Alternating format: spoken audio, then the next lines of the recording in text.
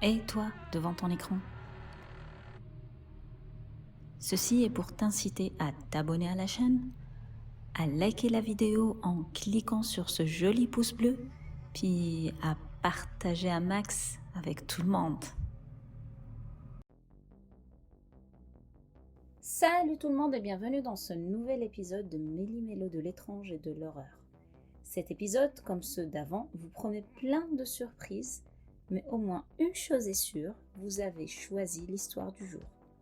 Les votes étaient serrés, mais c'est le manoir Makamei et ses pratiques plus que discutables et horribles qui sera la star de cet épisode. Tout d'abord, excusez ma voix, elle est un peu éraillée. C'est juste que j'ai chopé une petite angine ou autre chose, qui sait. Bref, là je pense que vous avez pris l'habitude. Donc d'abord nous allons un petit peu explorer quelques histoires ou événements historiques qui sont à ce jour inexpliqués. Nous passerons par le manoir bien sûr et nous finirons la vidéo par 2 faits d'horreur sur le thème des vacances. Enfin, il y en a un sur le thème des vacances, je vous expliquerai par après. Comme d'habitude, n'oubliez pas de voter pour le sujet de la prochaine vidéo. Et tout ce que je peux vous dire, c'est que les sujets, on jette. Ça promet quoi. Et pour le moment, générique.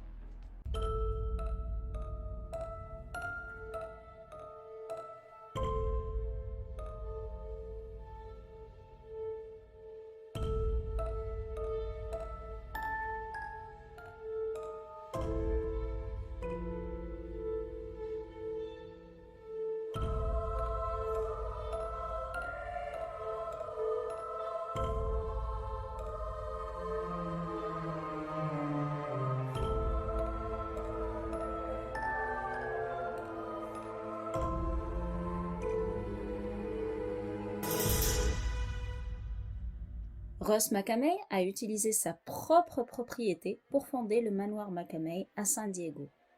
C'est une attraction style maison des horreurs, mais dans le genre très réaliste. C'est une maison hantée de l'extrême. Les participants doivent tous passer par un examen physique et signer une décharge de responsabilité s'ils souhaitent participer.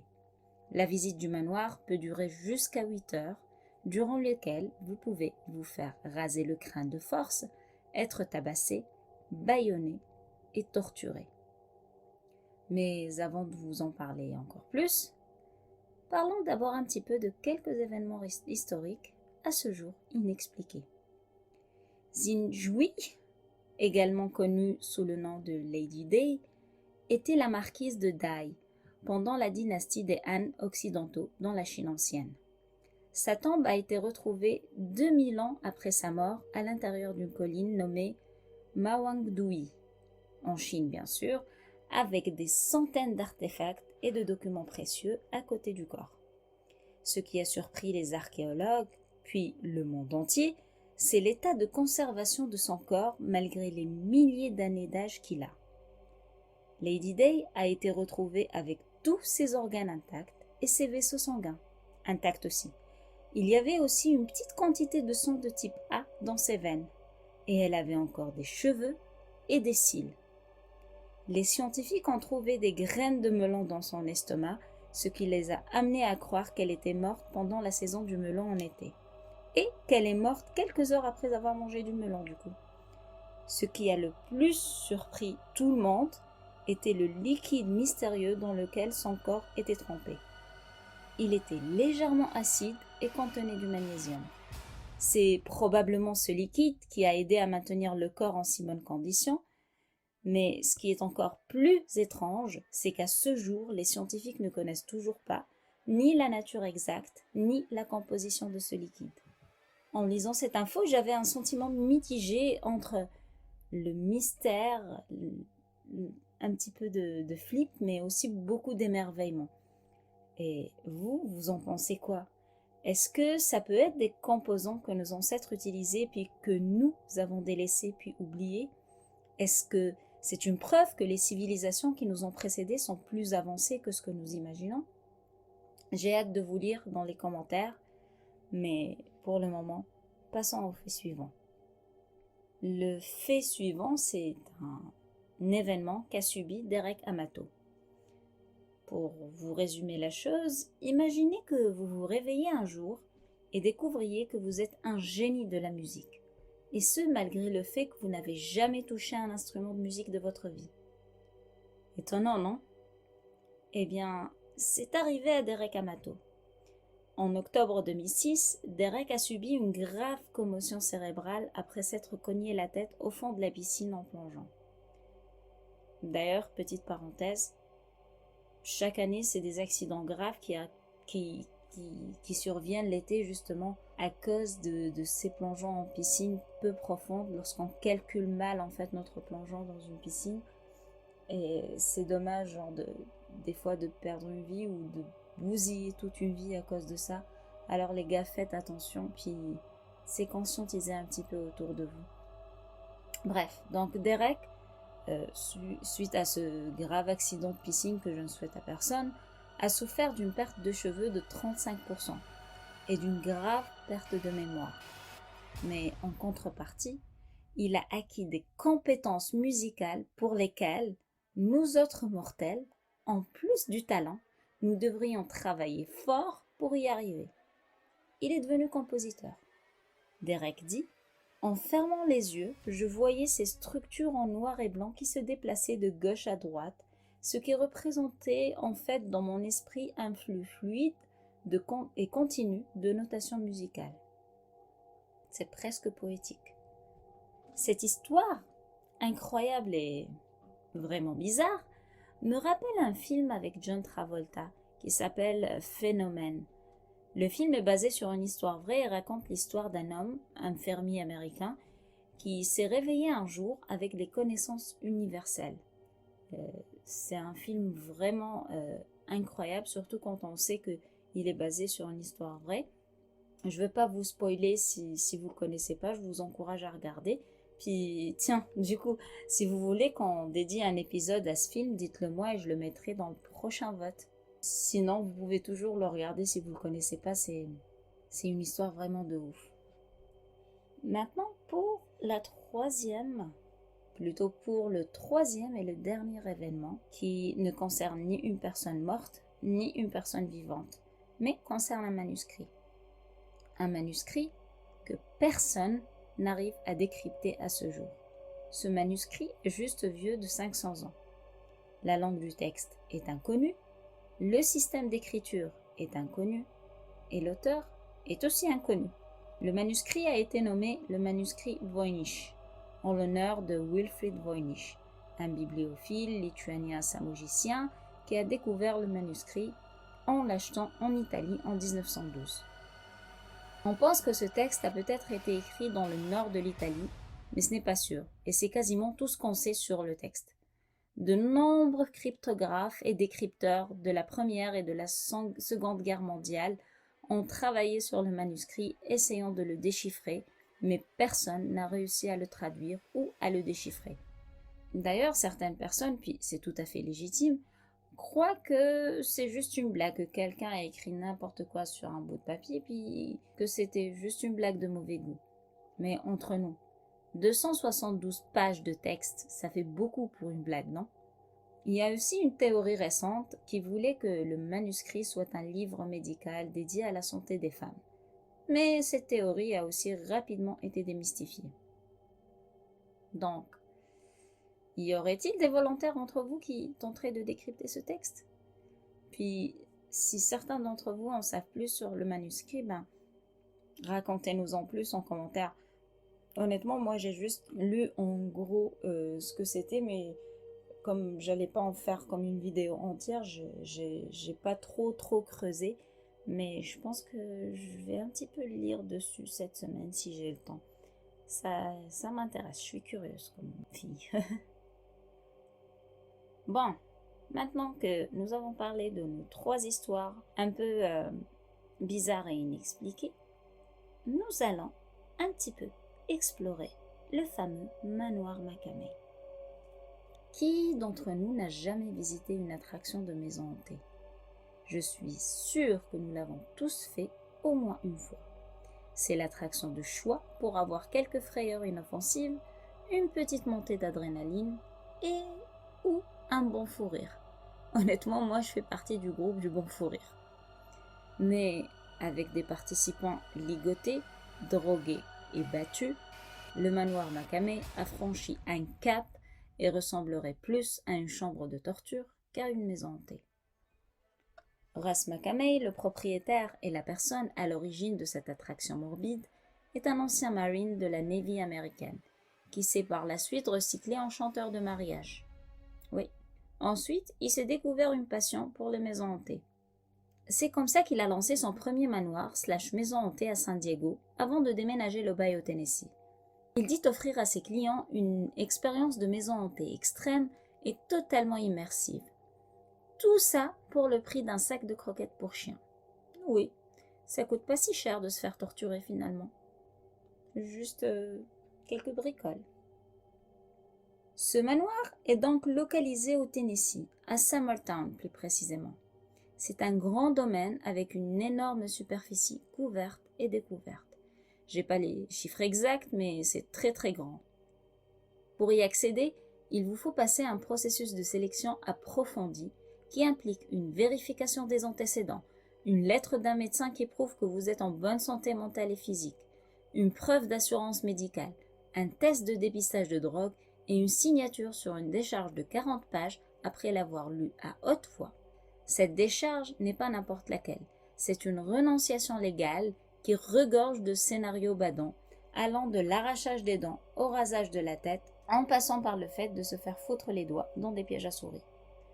Ross Makame, le propriétaire et créateur de cette attraction très extrême, a même offert au début du manoir un prix de 20 000 $ pour tout participant qui réussirait à aller au bout des 8 heures de tour.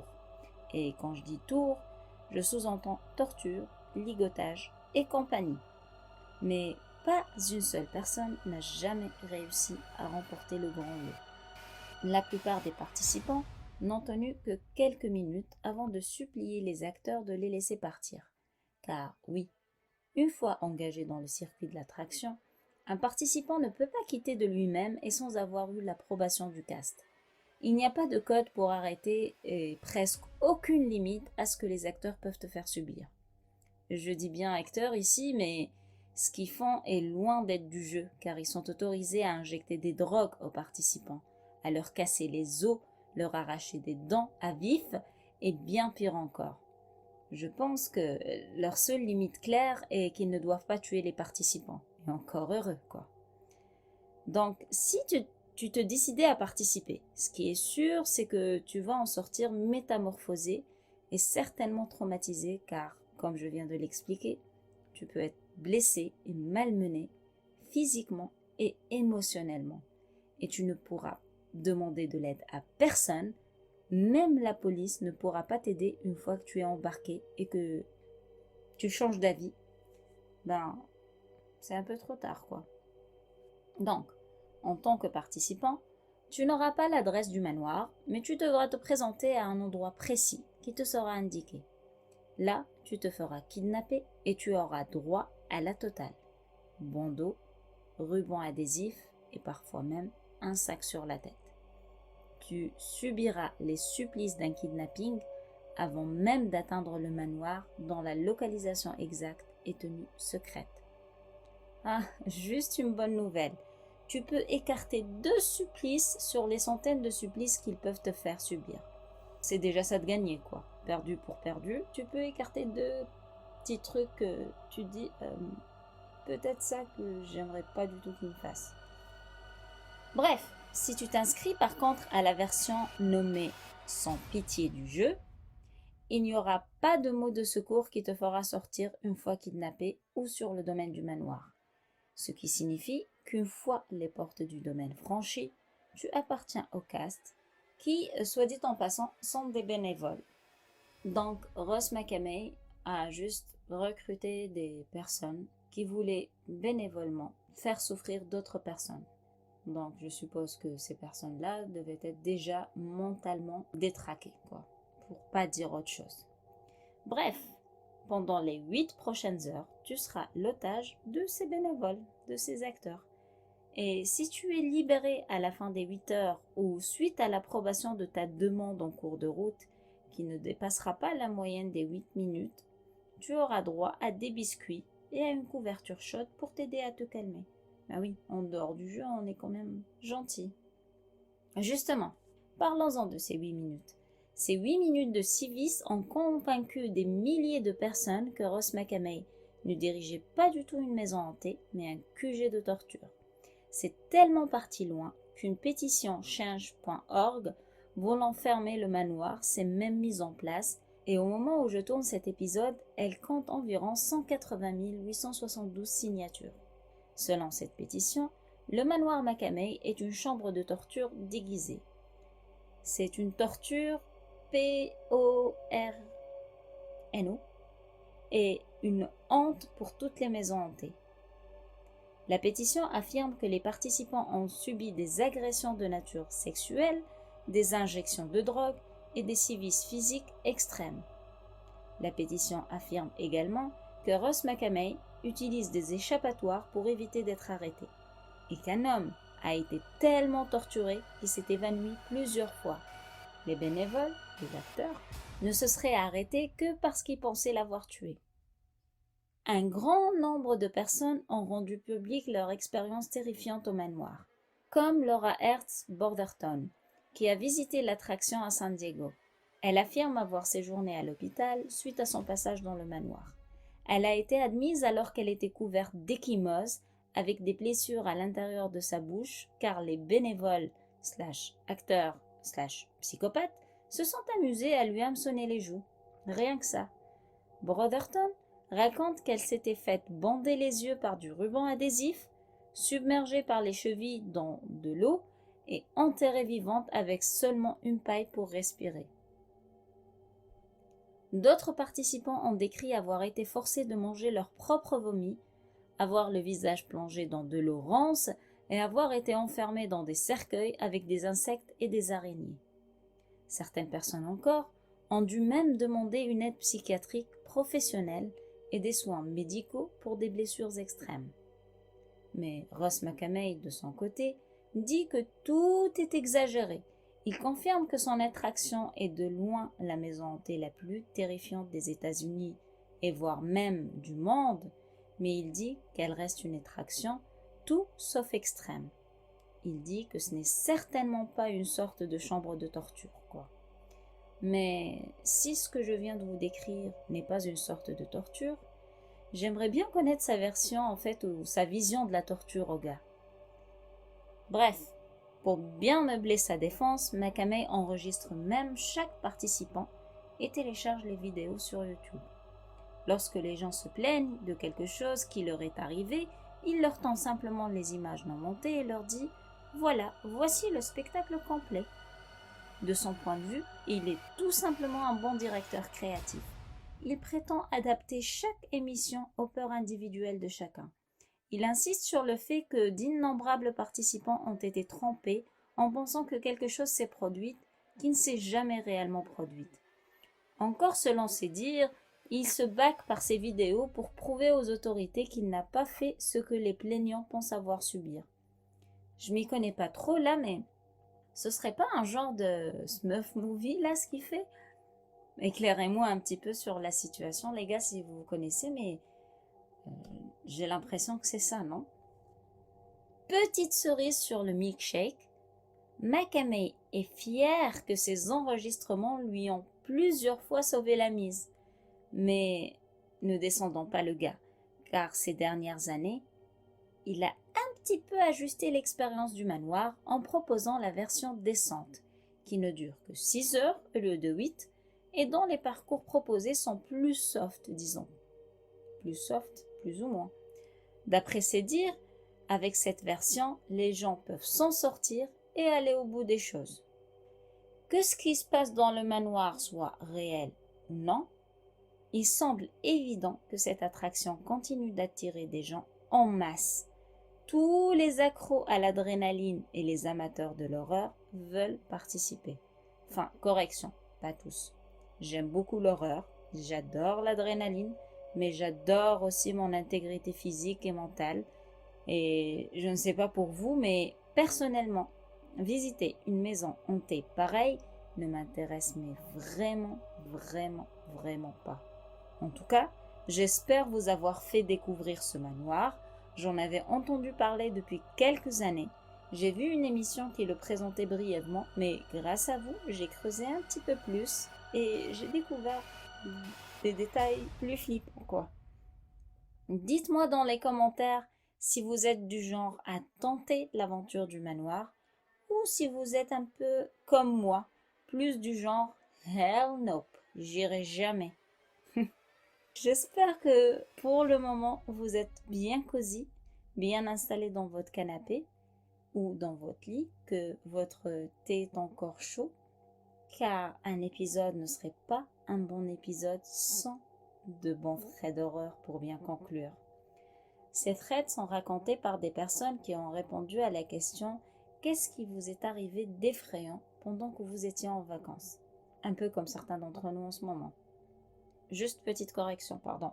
Donc, il y a un thread que je vais raconter qui est raconté par une personne qui a justement répondu à cette question. Le deuxième thread, en fait, je l'ai changé à la dernière minute parce que j'ai trouvé une autre histoire. En fait, juste avant de tourner l'épisode, j'ai trouvé une autre histoire qui m'a vraiment fait hérisser les poils. Elle est du genre court et efficace. Donc, attendez parce que je suis sûre que vous allez l'adorer. Bref, cette première histoire est celle de Damien. Damien dit « Il y a quelques années, j'étais en visite aux Maritimes et un matin, j'ai décidé d'aller explorer certaines îles alors que la marée était basse. Les îles étaient au nombre de 3 et c'était ma première visite aux Maritimes. Je n'avais pas grandi sur les côtes et je ne connaissais rien à l'océan ni aux marées. Je ne savais pas non plus que j'aurais pu prendre une charte des heures des marées à l'hôtel de ville dans la ville voisine. J'étais censée retrouver quelques-uns de mes proches sur la plage, mais personne n'était en vue à mon arrivée. Au début, j'ai pensé qu'ils étaient déjà partis vers les îles, alors je suis partie à leur recherche, mais j'ai très vite compris qu'ils n'étaient pas là non plus. Si j'avais eu un petit peu de jugeote, j'aurais su qu'il y avait probablement une raison à leur absence. Mais non, je ne l'avais pas cette jugeote. Alors j'ai décidé de visiter les 2 plus grandes îles avant d'avoir l'idée génie d'explorer la plus petite île aussi. Je me suis dit, tant qu'à faire. Sauf que cette île, elle était certes la plus petite, mais elle était aussi la plus éloignée. La visibilité de l'océan n'était pas au top de là où je me trouvais, donc je n'ai pas remarqué que la marée remontait. J'étais sur le point d'allumer une cigarette quand j'ai entendu les cris des mouettes. Là, je me suis rappelé de mon oncle qui me disait la veille que les mouettes étaient paresseuses et donc adoraient rider la marée quand celle-ci remontait. J'ai alors regardé vers l'île voisine et j'ai été choquée et effrayée par la quantité d'eau qui séparait maintenant les îles. Et cette eau ne faisait qu'augmenter et à une vitesse très très rapide. Le pire, c'est que je savais que les terres sur lesquelles je me promenais allaient entièrement être submergées une fois à marée haute et que ça n'allait pas tarder. J'avais un tas d'équipements photo coûteux sur moi et seulement une option qui consistait à essayer de me rendre sur une île encore plus grande et sèche, puis dépasser la marée pour retourner sur la plage. Bref, j'ai pataugé à travers un torrent d'eau haute et enragée. J'ai traversé le canal avec ma caméra au-dessus de ma tête. Je portais des sandales, donc j'étais pas particulièrement bien équipée pour la situation. J'ai glissé et je me suis entaillé sévèrement le pied, mais j'étais tellement apeurée que j'ai même pas remarqué sur le coup. Je suis revenue sur la terre ferme juste à temps et je ne suis même pas certain de pouvoir décrire comment j'ai fait, car tout ce que je me rappelle avoir fait, c'est courir en sandales sur des roches rugueuses. À ce stade, je n'étais même pas conscient de la gravité de la situation où je m'étais mis. J'ai commencé à raconter ma mésaventure à certains des locaux que je connaissais, et ceux-ci ont complètement flippé et m'ont dit que j'étais chanceux de m'en être sorti vivant, que si j'avais attendu 30 secondes de plus, je ne serais certainement plus là pour le raconter. Voici une photo des îles lorsque la marée remonte. Ici, la seconde île est déjà entièrement submergée par l'eau. Waouh, Ouais, la marée, c'est quelque chose, je peux le confirmer. C'est assez impressionnant. Je me rappelle, il y a 2 ans, j'étais partie quelques jours du côté de Tadoussac dans un road trip que j'ai fait et j'avais fait un arrêt sur Baie-Saint-Paul. Quand nous étions arrivés, la marée était basse et il y avait une grande plage rocheuse. Le temps que nous fassions le tour et que nous revenions, la marée était déjà en train de remonter. Je me rappelle qu'à un moment donné, je m'étais arrêtée pour lasser mes chaussures, puis, tu sais, je m'étais arrêtée quand même à quelques mètres de l'eau, là, et le temps que je finisse de faire mes lacets, l'eau était déjà sous mes pieds, quoi. Donc, c'est-à-dire que c'est vraiment super rapide et super dangereux. Juste pour l'anecdote, Baie-Saint-Paul m'a aussi impressionné par autre chose. Mais ça, je le garde pour une autre fois. Pour ceux qui connaissent l'endroit, j'étais allée au mois d'août et il y avait quelque chose de très impressionnant là-bas.